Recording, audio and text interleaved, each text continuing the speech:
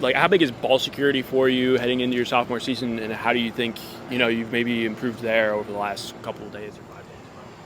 Yeah, I think I've talked about it before. I feel like ball security is definitely one of the weaknesses of my game that I want to work on.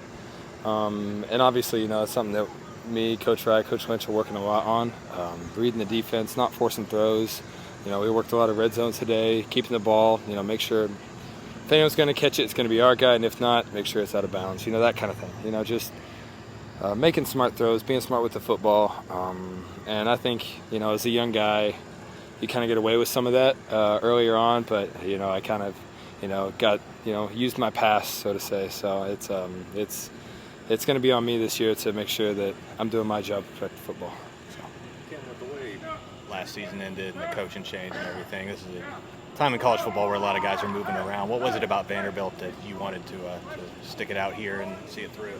Yeah, as hard as last season was, I feel like the relationships that we built here were really deep. I really enjoy playing with all of these guys and have hung out with them, for the past year and a half, almost 2 years now. And so I really like the guys that I'm playing with. And whenever I heard Coach Lee was coming on staff, I'd obviously, done my research and tried to look up what I could for him.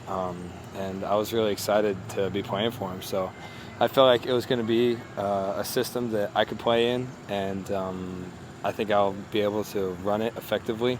And so far, it's been great having him and his staff as a coach, and I think all the players can say that it's made it a lot more fun playing football. As discouraging as last season was in terms of results, did you prove to yourself you could play at this level over the course of last season?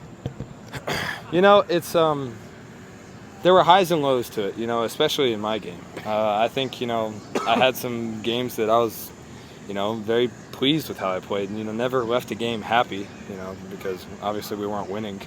But I feel like after, and I go back to the A&M game where, my first pass of the game got swatted at the line of scrimmage, and I was literally thinking to myself, I was like, I don't know how I'm ever going to get it over these guys up front. So it's it was an adjustment.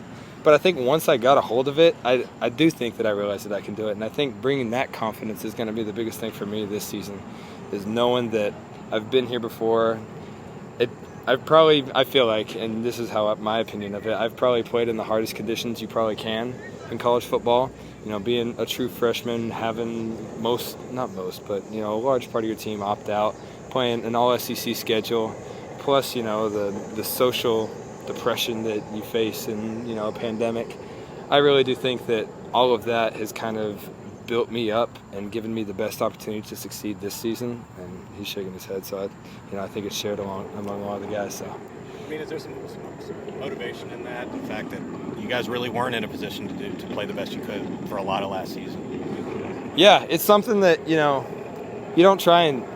dwell on. You don't really think about it. I mean, obviously, you're aware of it, and I think that's the biggest thing Coach Lee talks about is don't be oblivious to, the possibilities of winning and losing. The thing about humility is realizing that you can lose, that you're not always going to win, that losing is a possibility, and you don't want to have, a false bravado of confidence that we're going to go out here, win a national championship. It's having the humility and having, the bigger picture image of seeing what the results can be. And I think, we're learning from what happened last season, and I think that's the biggest thing that we can do, but absolutely not being hung up on it, down in the dumps, depressed. I think, taking what we learned and applying it to next season is the biggest lesson that we have to learn. So. Ken, none of you having played a full season last year, is there anything different in your approach or your training or anything knowing that you are having to play the full 12 games this year?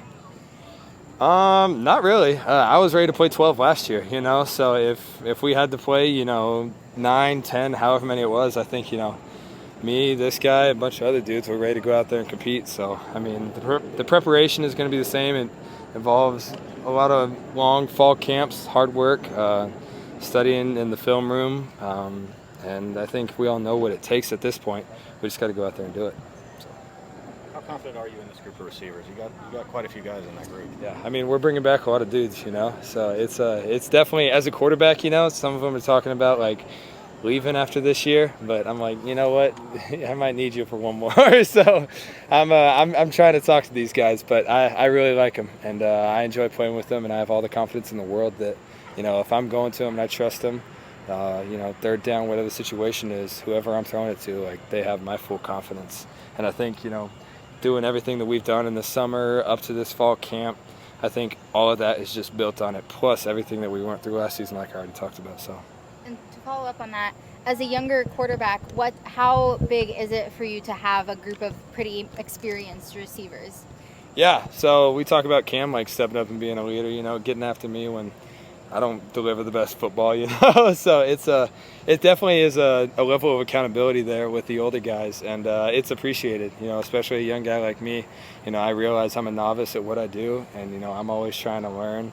You know, I'm still learning how to play college football, you know, and these guys have been doing it, and they've pretty much seen it all at this point. And so just getting all the help I can from them, you know, talking about the ways they run the routes, because I've never had, you know, receivers as detailed as these guys, you know, and the way they see the defense and, you know, their steps and what they're thinking. So, you know, just learning off of them, they're learning what I'm thinking. I think, you know, that's the biggest part about being on the same page. So.